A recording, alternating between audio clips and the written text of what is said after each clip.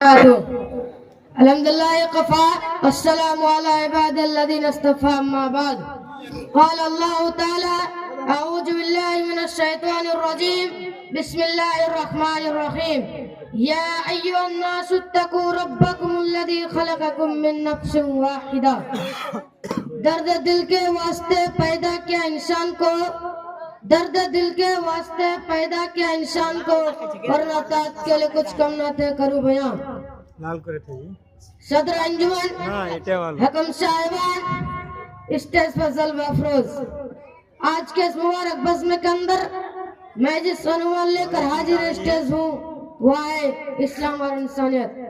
حضرات انسان اس کائنات میں رہنے والی خدا کی مخلوقات میں خیر بے مثل مخلوق ہے جس کو خدا نے اشرف المخلوقات بنایا اور اسلام اس دنیا میں پائے جانے والے سارے مذاہب میں تو نامذہب ہے جس کو خدا نے اپنے رضامندی کا سرٹیفکیٹ دے رکھا ہے جیسا کہ قرآن خود کہتا ہے ان الدین عند اللہ الاسلام یعنی خدا کے نزدیک اگر کوئی پسندیدہ دین ہے تو صرف اسلام ہے جو انسانیت کی حفاظت اور انسانوں کی مادی روحانی ترقی کا تناظریہ ہے جو اسلام سارے انسانوں کے رشتے برقرار کے لیے آیا ہے حاضرین اکرام ذرا غور کیجیے سکتے کو جب ان انسانوں میں چند لوگ اپنے ظلم اور زیادتی کی وجہ سے خدا بن بیٹھے تھے اور ان انسانوں میں ایسے بھی ہیں جو دیکھنے میں انسان ہے لیکن جانوروں سے بدتر زندگی گزارنے مجبور ہے انسانیت دم توڑ چکی تھی رحم امروت کا جنازہ نکل چکا تھا ہوا کے بیٹے کا ساتھ برتاؤ کا جاتا تھا جسے دیکھ کر انسان نے سسک پڑتی تھی لیکن جب اسلام آیا تو اس نے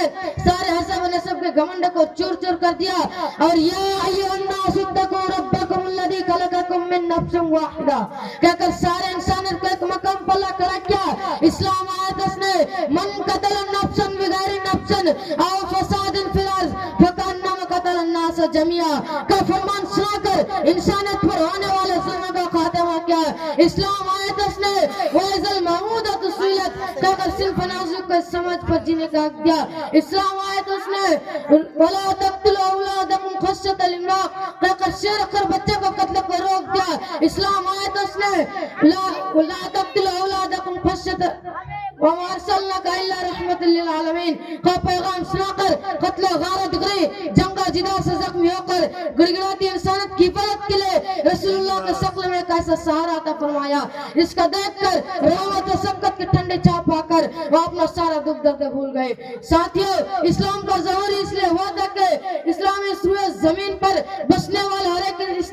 انسان اسلام کے سائے تلے باعزت زندگی گزارے کوئی کسی پر بے ظلم نہ کرے اور نہ صرف ذات پات کے بنیاد کو گردانا جائے بلکہ اسلام انہیں رجل اور نیچ سمجھنا پورے انسانیت کے توہین ہے جیسا کہ قرآن کہتا ہے لَقَدْ خَلَقْنَا الْإِنسَانَ فِي أَحْسَنِ تَقْوِيمٍ یعنی ہم نے انسان کو بہترین سانچے میں ڈال کر پیدا کیا ہے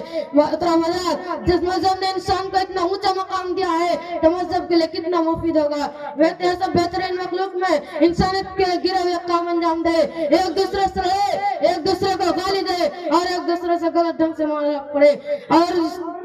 اسی طرح اسلام میں غریبوں کے بابت حکم دیتے ہوئے فرمایا فَأَمَّا الْيَتِيمَ فَلَا تَقْهَرْ وَأَمَّا السَّائِلَ فَلَا تَنْهَرْ یعنی یتیموں اور فقیروں کو ڈانٹو پھٹکارو مت اسی طرح جنہوں نے برائی سے اس طرح روکا ہے وَلَا تَقْرَبُوا الزِّنَا إِنَّهُ كَانَ فَاحِشَةً وَسَاءَ سَبِيلًا کہ تم زنا کے قریب بھی مت جاؤ کیونکہ وہ کھلی ہوئی برائی راستہ ہے میں اس اپنی تقریر ختم کرنا چاہتا ہوں آخر میں اللہ تعالیٰ سے دعا ہے کہ ہمیں انسانیت کی معلومات کرنے کی توفیق عطا فرمائے آخر دعوانا الحمدللہ رب العالمین